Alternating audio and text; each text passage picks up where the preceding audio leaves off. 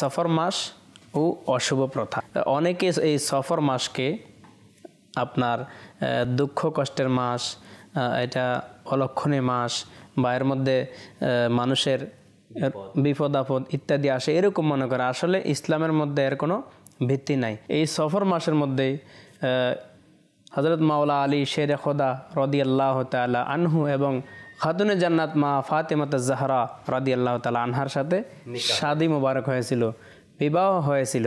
তো এই মাসকে যদি আমরা অশুভ মনে করি তাইলে এটা তো হয় না। সফর মাসকে অলক্ষণ কারা বলে বা বিপদ আপদ অবতীর্ণর মাস কারা বলে?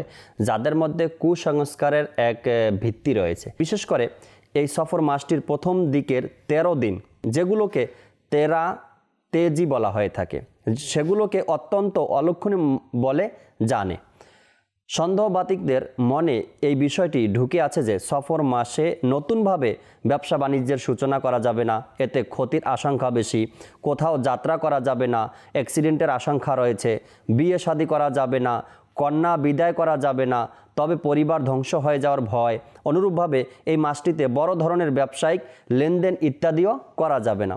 ঘরের বাইরে যাতায়াত কমিয়ে দেয়া, এই ধারণা যে বিপদ আপদ অবতীর্ণ হচ্ছে। ঘরের প্রতিটি বাসন ভালোভাবে ঝাড়া মোছা করে। অনুরূপভাবে এই মাসটিতে যদি কোনো পরিবারে কেউ মারা যায়, সে পরিবারকে অলক্ষণীয় বলে মনে করে। সেই পরিবারের সাথে যদি নিজের পুত্র কিংবা কন্যার সম্বন্ধের কথা পাকাপাকি হয়, তাও ভেঙে যায়। এই মাসকে অলক্ষণীয় মনে করে। অনেকে আবার একটা দলিল দেয়, এই অশুভর উপর একটা দলিল দেয়। কীরকমের দলিল দেয়? রসুল পাক সাল্লাল্লাহু তাআলা আলাইহি ওয়াসাল্লাম ইরশাদ করেছিলেন একবার যে ব্যক্তি সফর মাস শেষ হয়ে গেছে, এই সুসংবাদটা আমাকে দিবে, আমি তাকে জান্নাতের সংবাদ দিব।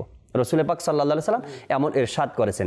এখন অনেকে এই হাদিসে পাক কেন আমার নবী বয়ান করেছেন এই দিকে তাকান না। এই হাদিসে পাকের আগের যে ঘটনা, এটা কিন্তু তারা বিশ্লেষণ করে না। সিদ্দিক আকবর রাদিয়াল্লাহু তাআলা আনহু একবার কোনো কাজের উদ্দেশ্যে মদিনাতুল মুনাওয়ারার বাইরে চলে গেছেন, এলাকার বাইরে গেলেন। তো এলাকার বাইরে যাওয়ার কারণে কোনো সংবাদ আসছে না রসুলের দরবারে, আবু বকর সিদ্দিক কবে ফিরবেন বা কোনো যোগাযোগের মাধ্যম নেই।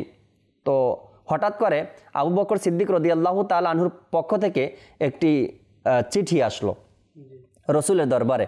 ইয়া রাসূলুল্লাহ সাল্লাল্লাহু আলাইহি সাল্লাম, আমি সফর মাসের পরে আমি মদিনায় আসতেছি।